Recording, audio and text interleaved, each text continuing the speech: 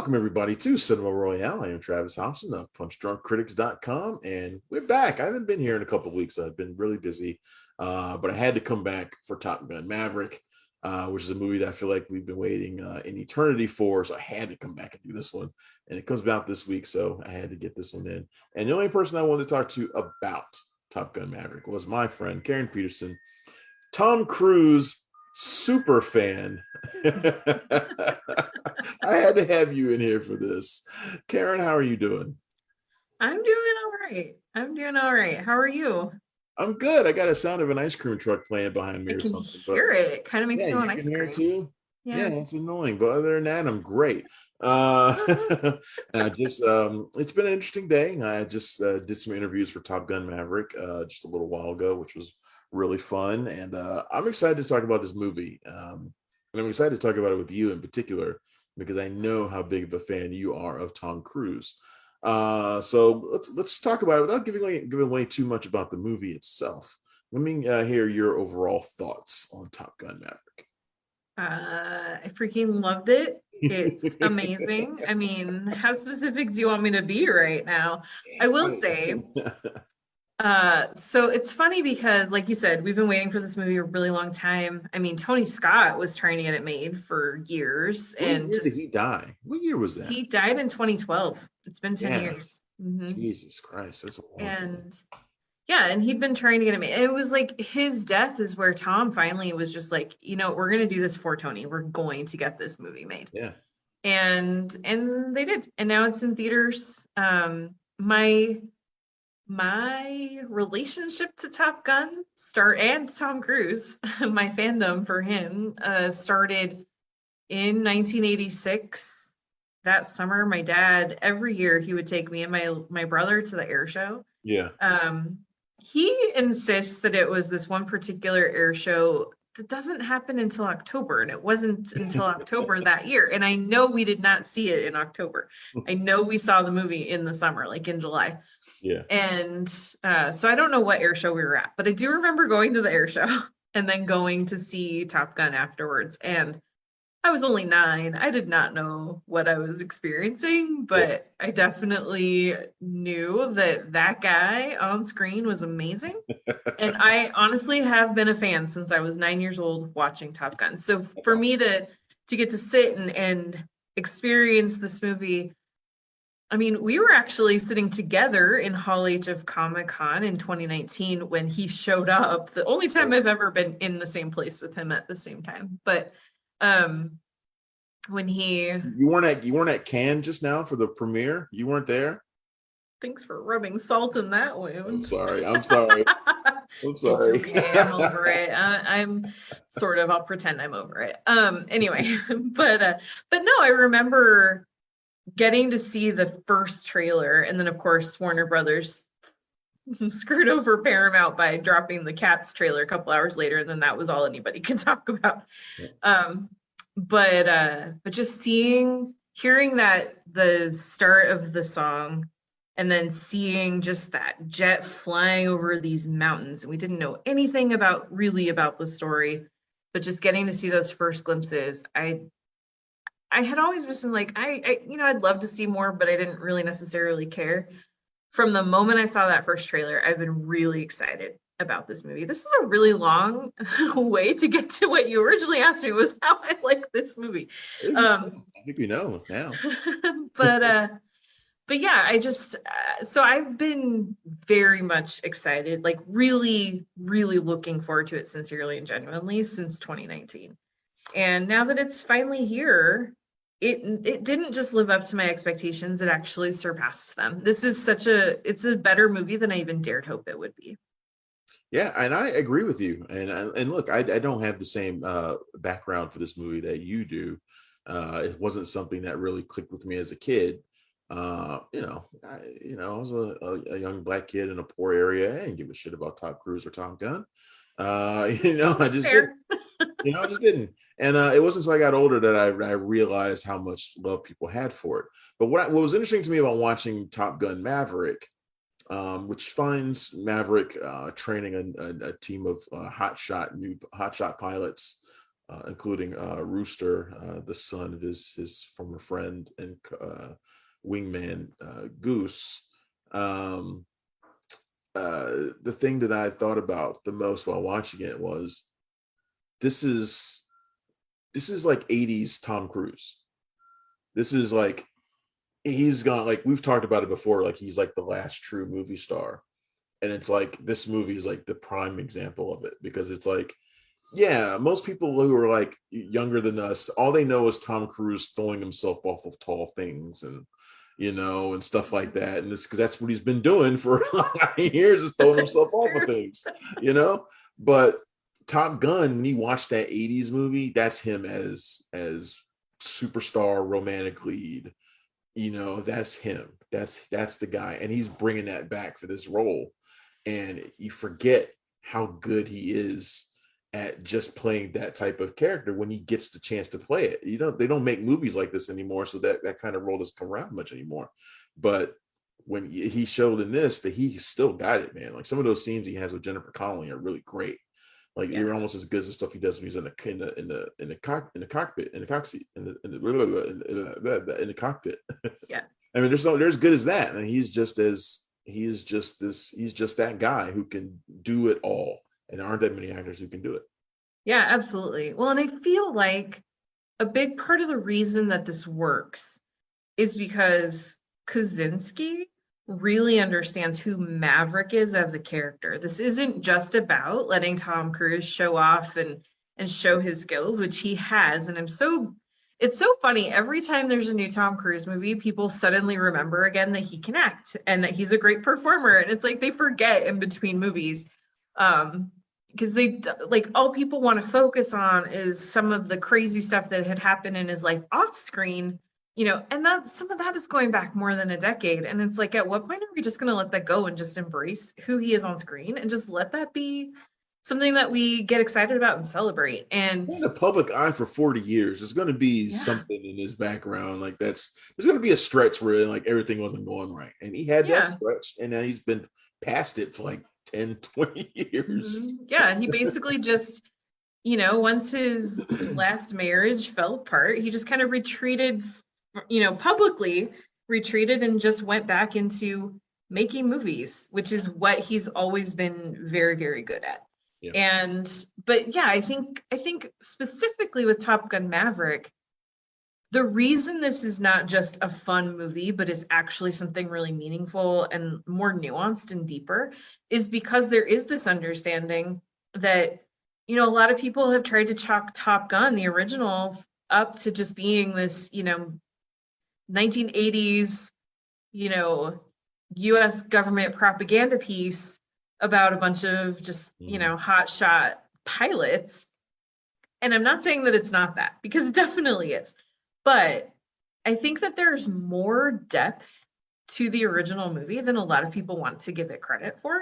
And I think those are some of the elements that really get touched on in this, that make it such an effective movie. There are some really, truly, honestly, genuine emotional moments in Oh yeah. here that I wasn't even expecting. And there were a couple of times I was almost tearing up because I would have full on cried at one point, except for I was sitting next to two industry guys I didn't know and I didn't want to embarrass myself. So I was like, okay, Karen, keep it in, hold it together. So when I see it again this week with my friends, I'm gonna just let it out. Yeah, I'm looking forward to seeing this again too. But no, I feel you. Then this is not just seat of your pants, flying dogfight stuff. Although there is that, and And that it's stuff amazing when they is do it. incredible. And I'm like you. I don't know how they shot some of this stuff. I mean, we do know technically how they shot some of this stuff, but and still, you're kind of like, I don't know how they pulled that off. Like that, just like these. And look, we haven't had like flying movies like this in so long that it's maybe we forget them, but it took my breath away watching some of these scenes, and that's not something I can say about a lot of action movies nowadays. Nice throwback to 1986 with Yeah. Take My Breath Away, the hit song by Berlin.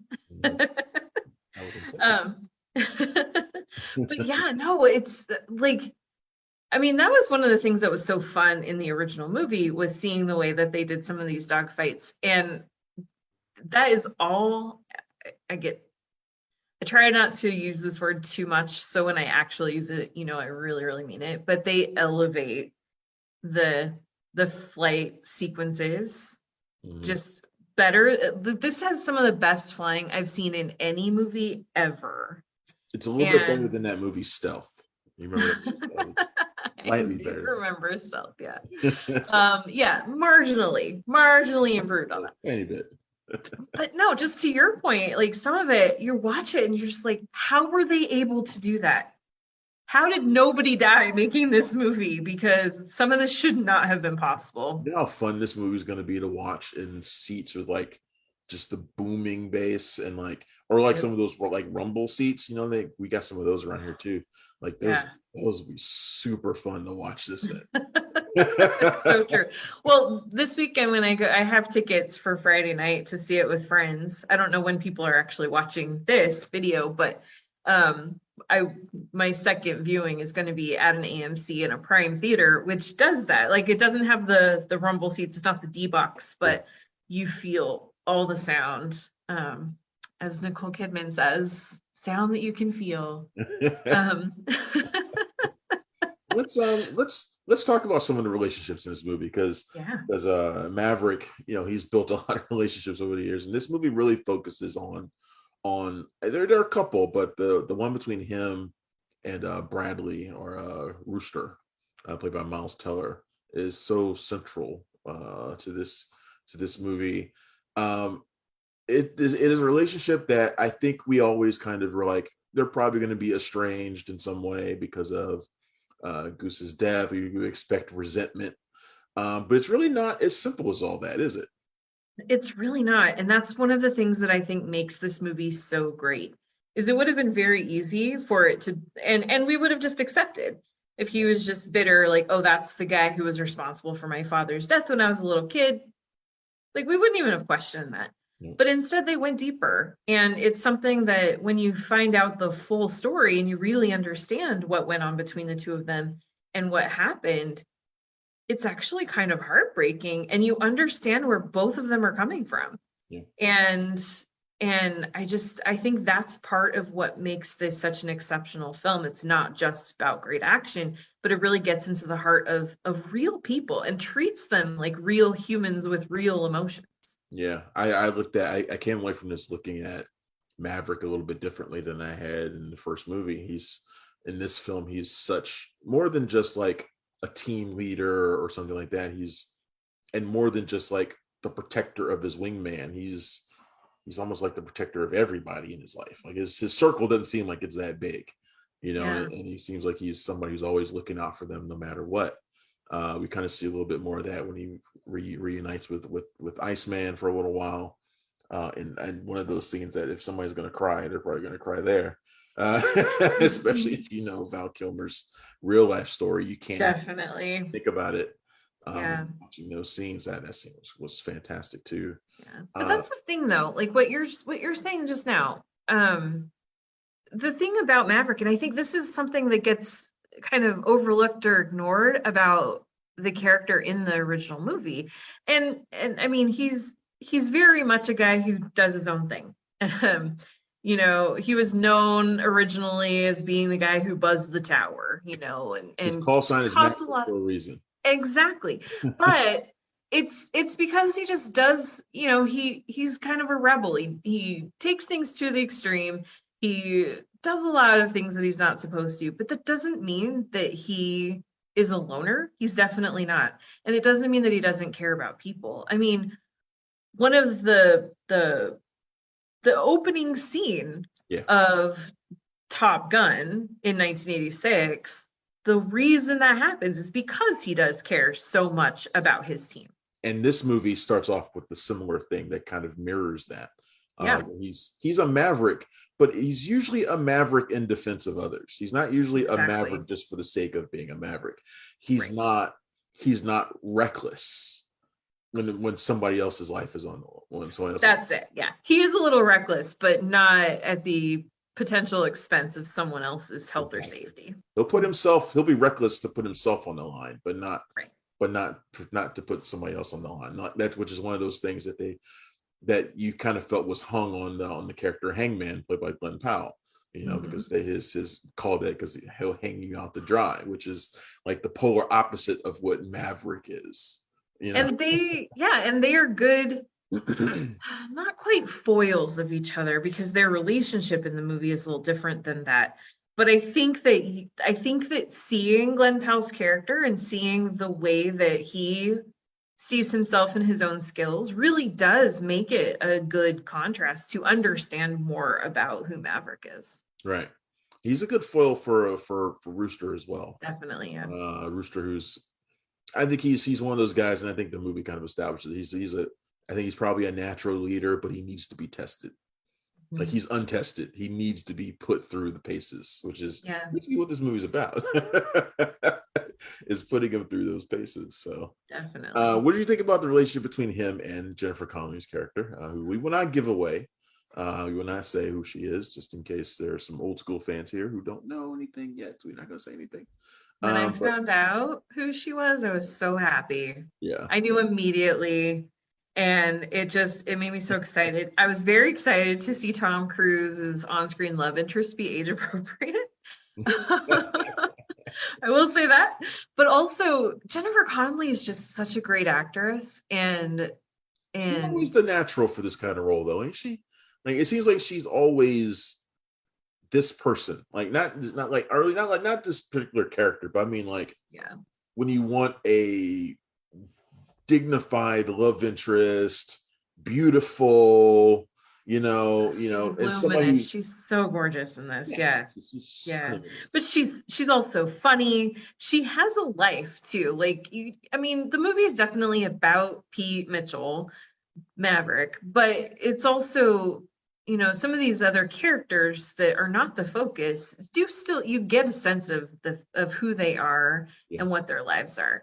And that's what I really like about the character that she plays is even without knowing tons of details about her outside of her relationship with him, you get this sense of her being a very well-rounded, kind of sorted out, figured out character. yeah, And she does such a great job with that. And the two of them together really are awesome. Like they have some amazing chemistry. yeah. Have they ever done a movie together before? I was trying to think about that, and I can't think of anything. Um, I feel like they would have crossed paths at some point, but I can't honestly think of anything that they've done. I let me now I'm gonna check. So it's yeah, let me think. I mean, he's not on Snowpiercer, right? No, I know he's not on Snowpiercer. He should be on Snowpiercer. No, he shouldn't. He would overshadow everybody. Yes, he would. He absolutely would. No, but she's just. I expect whenever she's playing the love interest character that she's going to be more than just like arm candy, which is interesting considering I when I first think of Jennifer Connelly, I always think career opportunities. So I mean that's just me. But the role she tends to take characters like this that tend to be a little bit more than just you know the one who's in the gaze of the lead character, and that's it. Yeah. I didn't think so. I needed to fact check myself before I definitively said no, they've never been in a movie together, but no, they've never been in a movie Okay, interesting. together.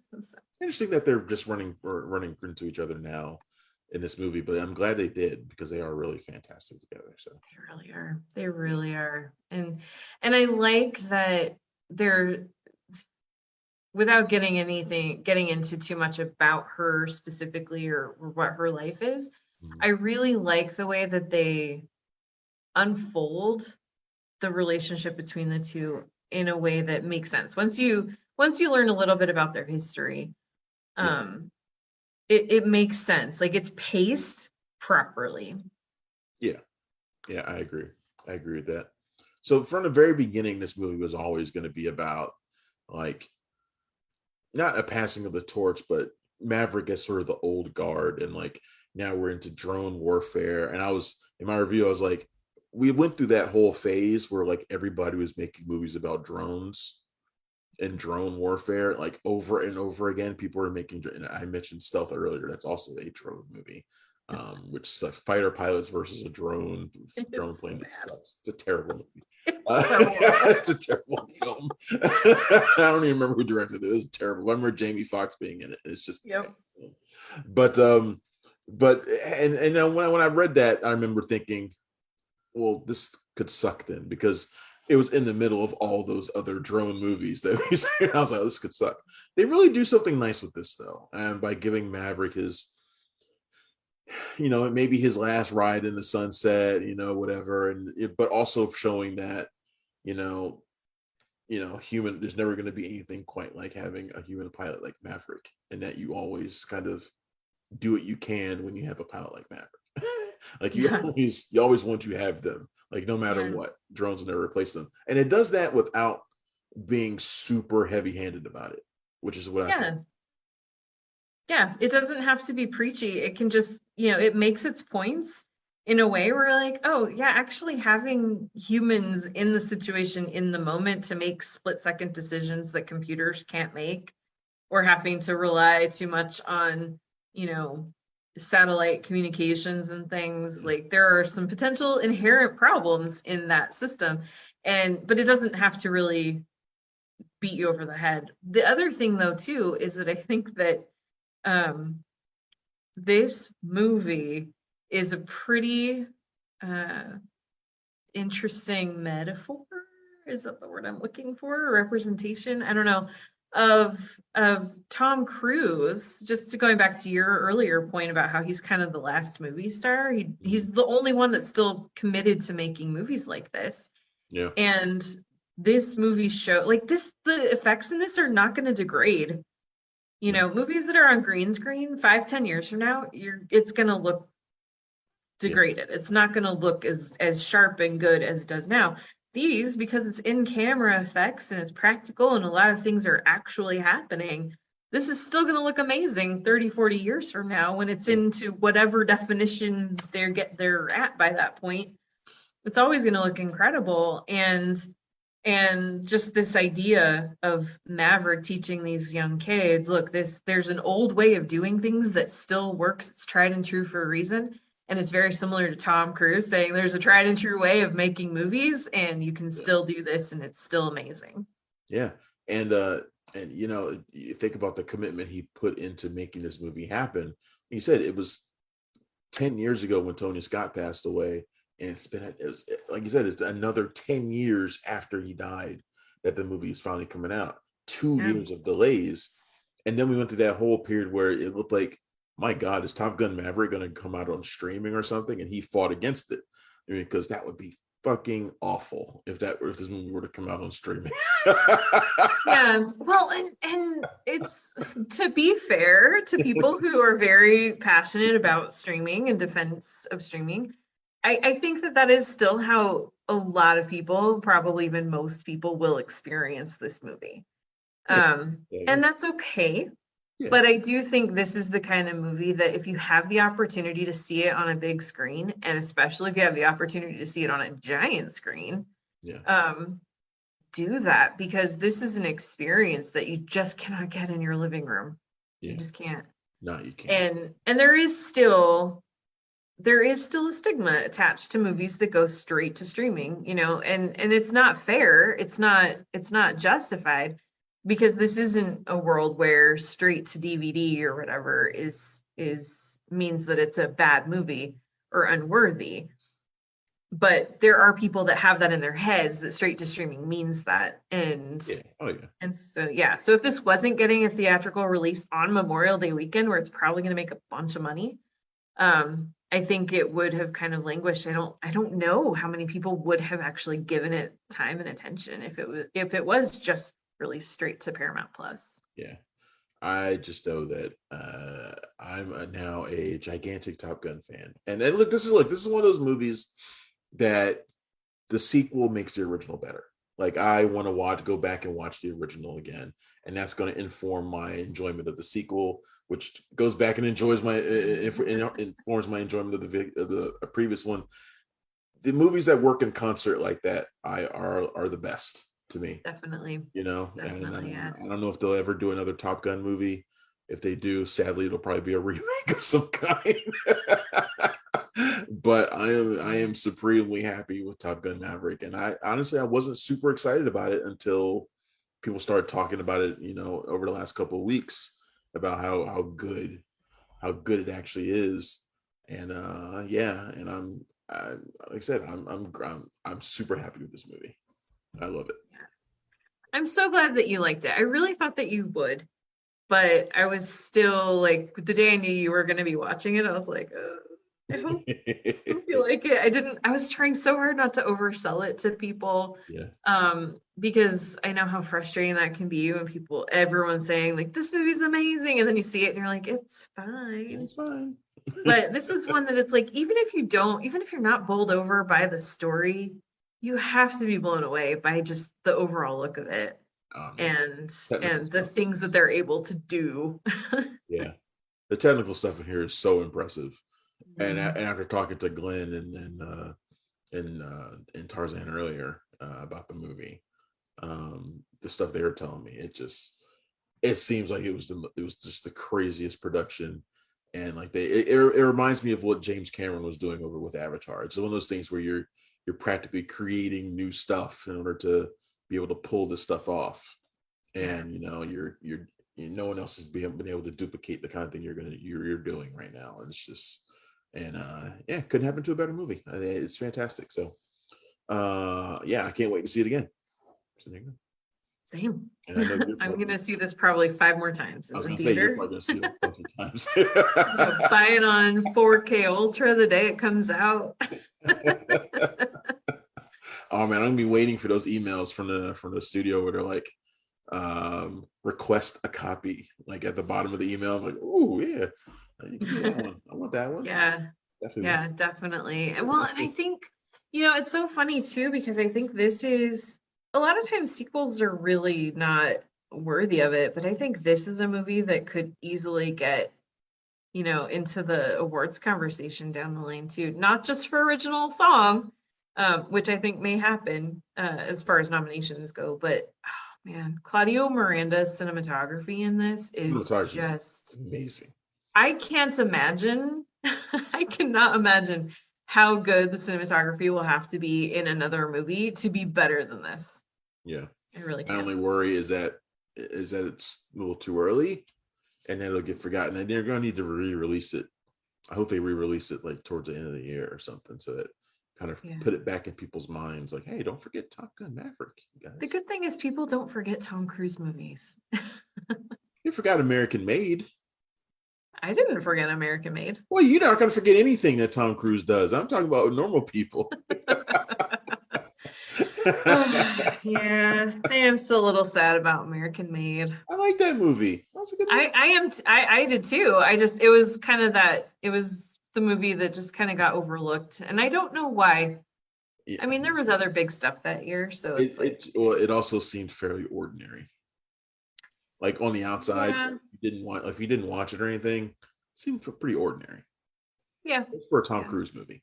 yeah. We're so I do. accustomed to Tom Cruise blockbuster guy that It's seeing true. an ordinary film is kind of like, really? You kind of just overlook it. I can see that. I can see people doing that. Yeah, but I think that this movie surprisingly will remind people that he also can act. Yeah. Like, I think this is because he's really good in it, not just like the action stuff, but his performance in this. And I'm not advocating for him to get a Best Actor nomination or anything. I mean, I don't know, maybe we'll see how I feel at the end of the year, but I think this is the movie that's going to make people go, "Oh yeah, he actually is a really good actor." There's a reason he's been nominated for 3 Academy Awards, and I do think we're inching back to him getting a nomination, like getting into a movie again that gets nominated and him finally winning. Yeah. I think it's going to happen in the next few years. He's gonna have to pull himself away from just making Mission Impossibles and stuff like that though for a while. But also, he doesn't have to. He's not gonna get one. Like, I mean, those movies are freaking awesome too. Oh He's my not gonna get gosh. nominated for a Mission Impossible. So I mean, that's just, No, no, of course not. No, you have to, I know, I know what you're saying. Like, he's if gonna he have to wants take a to, challenge role, like a really challenging film role. and Again, he has it in him if oh, he absolutely. wants to. Yeah, But also, I say hold off on those until you're just physically incapable of doing the Mission Impossible movies. Right. When he finally passes the reins over to Jeremy Renner 10 years later, then Oh, he was he better supposed to. not pass it to him. He needs to find someone else to do it. I will say, actually, I am not a fan of Miles Teller, but this movie may have changed my mind about him a little bit too. I liked him in this. I actually like Mhm. Glenn Powell better, but I liked it's them just both so much. I was they're really both really surprised. I good. mean, I like Glenn Powell. He's a likable guy, but He um, always plays jerk offs. yeah, and they're both good. He's really good at it though. Mhm. But no, Miles Teller is good in this too. He really is. But yeah, Cruz is fantastic. I think about the stakes for this movie, because if this movie stunk, it would be, oh man, it would be such a disaster if this movie Yeah, stunk. Like, it's such a gamble to make this movie, and and then to have it come out and actually really be good, is like yeah. I don't want to call it a weight off my shoulders, but I'm happy that it's good. Yeah, it's funny that you say that because, like, if you look at, I mean, he is capable of making some movies that aren't great, like The Mummy. But it's funny because if you look at The Mummy, people don't really blame him for that one, which is good because it really isn't his fault. No, Um, but, but, and that people movie's also recognize that. not nearly as bad as it's been destroyed. Thank you. It's Thank not you. great, but it's not No, it's it's not not. And it's I not so honestly, bad it ends a franchise. It's not that bad. no, there were other reasons that Universal pulled the plug on that. They're just blaming it on the mummy. Yeah, But the point is, just what you were saying, like he can afford to have some movies that don't succeed like The Mummy, but Top Gun Maverick had to be great. Otherwise, this would 100% be on his shoulders. yeah, Same with anything that comes with the Mission Impossible movies. Everyone knows he's ultimately the one who calls the shots on that. He's not the director, but he's the executive producer and he takes that very, very seriously. And if those movies aren't great, then everyone's going to look to him and blame him for it, as they probably should. Like that's fair. But but I like yeah. that he puts that weight on his shoulders Mhm. to be the face for every single movie that he makes. That he puts, like, yeah, if one of his movies fails, we're all going to blame Tom Cruise. Like, we're going to blame him for it because he's the guy who's front and center of everything.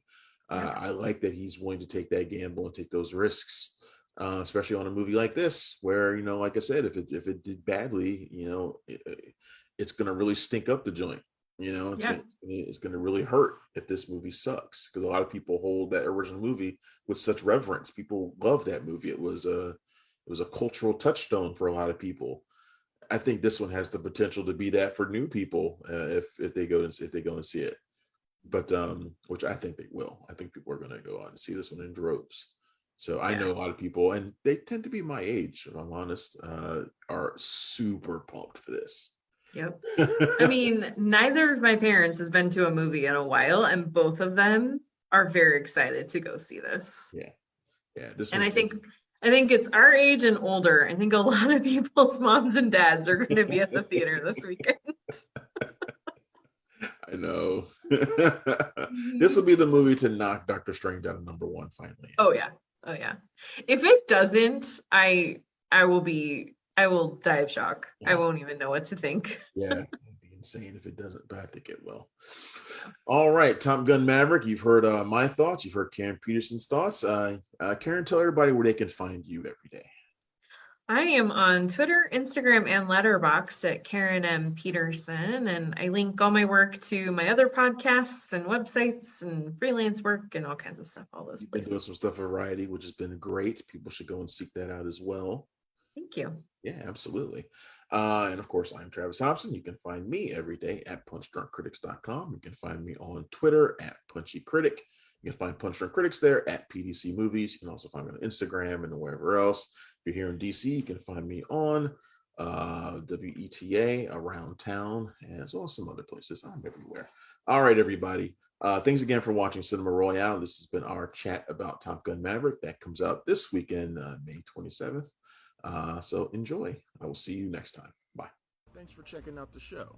If you like what we're laying down, please subscribe to our channel and click the bell to receive notifications for all of our latest stuff.